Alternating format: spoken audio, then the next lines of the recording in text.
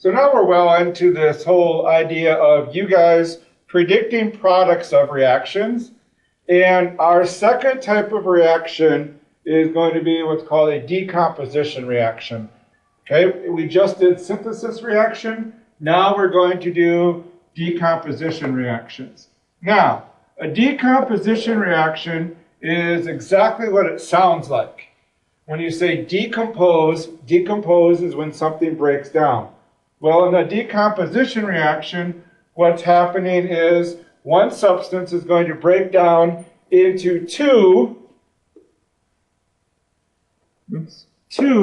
or more other substances, okay? And it usually occurs when heat is added, okay? So what you're usually doing to something is you are taking something in a crucible or something like that, and you are heating it up. We did this in one of the last labs in the last chapter where we had that compound AB that we didn't know what it was, and we broke it down by heating it into compounds A and B. Okay? You could also use a process called electrolysis, which is using electricity to break something down. Okay? And there's the definition of electrolysis. Okay? You use the electrical energy to produce a chemical change. And what I want you to do is, when you do this, I want you to see me for a demo of this. Okay? And you need to check off that demo before you can move on. So at some point, okay, I'm going to show you this. So you need to stop and see me and we'll talk about it. So there's that compound AB again. And we produce a chemical change when you do that.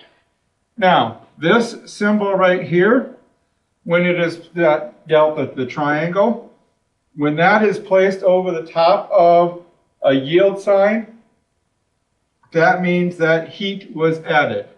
Okay? Now, there's a whole bunch of decomposition reactions just like there are synthesis reactions. So when you have a decomposition of a binary compound, hopefully by now you've heard the word binary many, many times, so you know binary just means two atoms.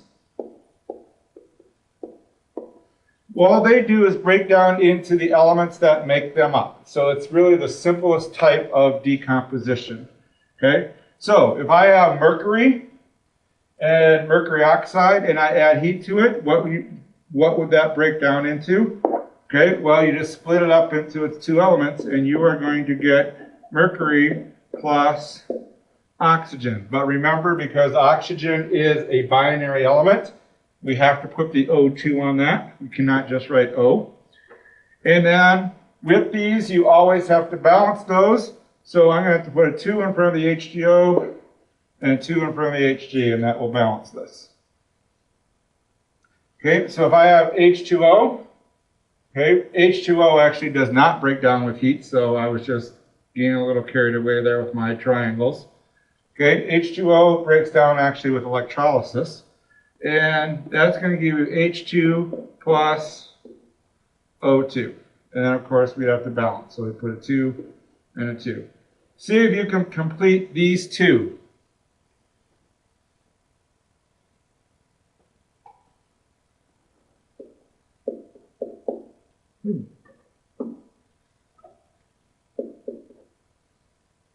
I'm trying to make a plus sign, and I've done the same thing twice now. Okay? Okay, so that's all you get when you do a decomposition. This last one we need to balance. Okay, so decomposition of a binary compound is pretty easy. But we have all kinds of decompositions because we had all kinds of synthesis. But one thing to keep in mind is that these are just the reverse of a synthesis reaction. So a decomposition of a metal carbonate. Okay, if I have a metal carbonate,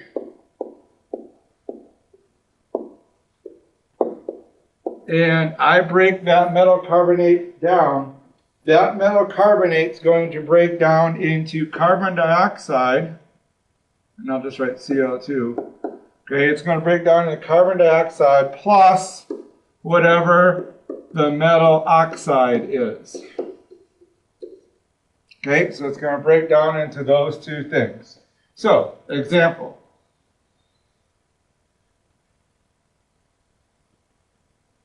Molybdenum carbonate, okay, is going to break down into CO2, okay?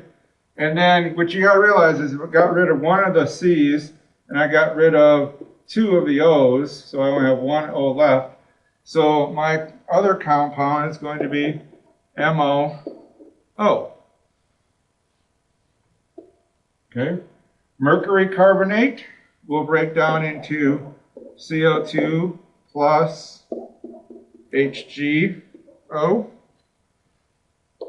And see if you can predict the product of the last one.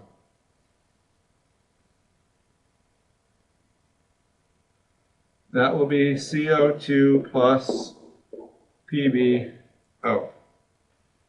Okay? Let's go ahead and look at the decomposition of a metal chlorate. Okay, now, whenever I have a metal chlorate,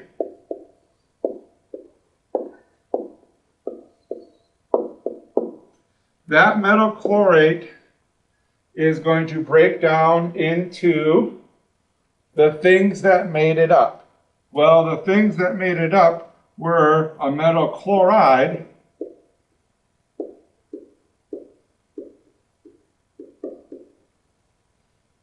and oxygen.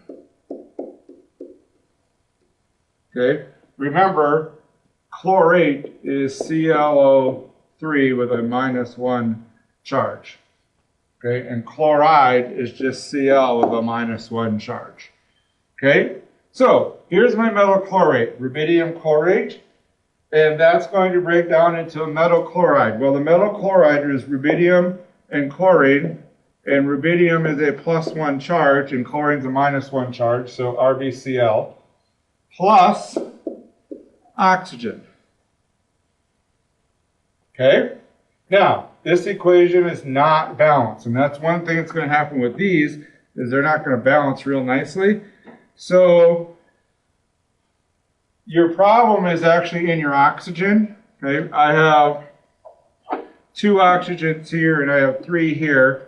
The lowest common multiple of those is going to be 6. So if I put a 2 here and a 3 there, that balances out my oxygens. But now I have 2 Rb's and 2 Cl's. But if I put a 2 in front of that, we're good to go. Okay? So, how do you suppose nickel chlorate would break apart? Okay, you're going to have to be a little bit careful here in writing this. Okay, nickel chlorate is going to break down into nickel chloride, but that's not the correct formula for nickel chloride because over here nickel is a +2 charge. So I'm going to need Cl2 there, plus oxygen. And again, we're going to have to balance this. And balancing this one, again, I have 2 ClO3, so that gives me 6 oxygens right here. So if I put a 3 here, that gives me my 6 oxygens.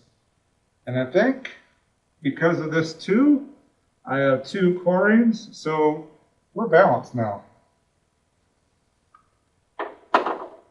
Okay, and our last one of these, aluminum chlorate. Okay, as we can see from the previous examples, we are obviously going to get oxygen.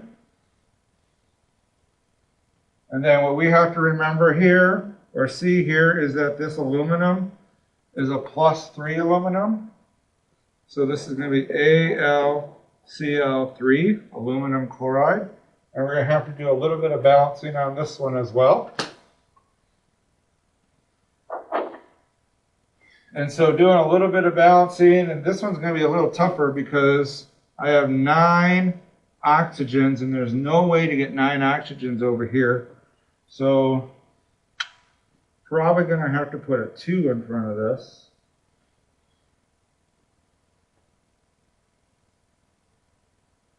And that 2 is going to give me 18 oxygens.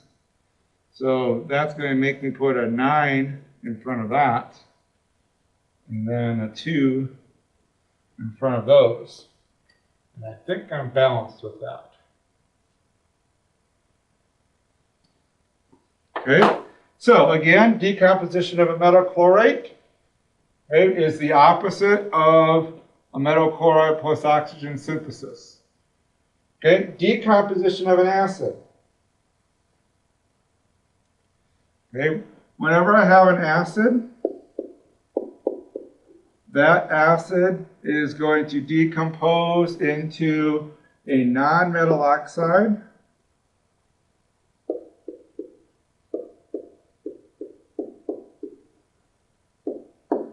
plus water. Okay? So we'll look at a few simple ones here. One of the things is we know we're always going to get water on this, so phosphoric acid here is going to break down and give me water. So there's your hydrogen. Now you just got to get the non-metal oxide that's going to contain that phosphorus. And so if I do PO3, that should give me my non-metal oxide. Okay? And I'm not going to balance this, but we should go and balance it. If I have H2SO4, I get my water plus my non-metal oxide. Okay, I use one oxygen there, so I have 2 left. So SO2 is going to be my non-metal oxide. And the last one, I'm going to have H2O. Okay, and again, okay, I kind of used up my hydrogens. I used up one oxygen, so what I have left is ASO3. Okay, as my decomposition. And then my last decomposition is the decomposition of a metal hydroxide.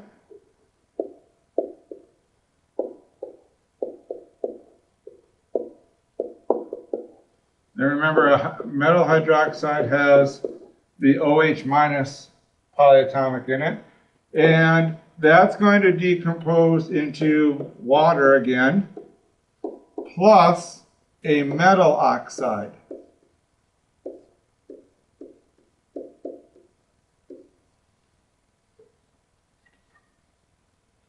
And so here's copper hydroxide. That would be my non-metal oxide. And so we know we're going to get water, H2O. So, and then I have to get a metal oxide out of that. Metal oxide is a metal plus an oxygen. And if we find out what charge that metal is Cu plus 2, and oxygen is a minus 2, so that would be CuO. Silver hydroxide would give you H2O plus, okay, silver and an oxygen. But remember, silver is a plus 1 charge. So because silver is a plus 1 charge, it's going to be Ag2O. And I didn't balance the first one, and I'm not balancing this one either, although you should always balance. And then the last one is H2O plus, okay, zirconium, which because of this is a plus 4 charge, okay, I'm going to get zirconium oxide. But what's that formula going to be?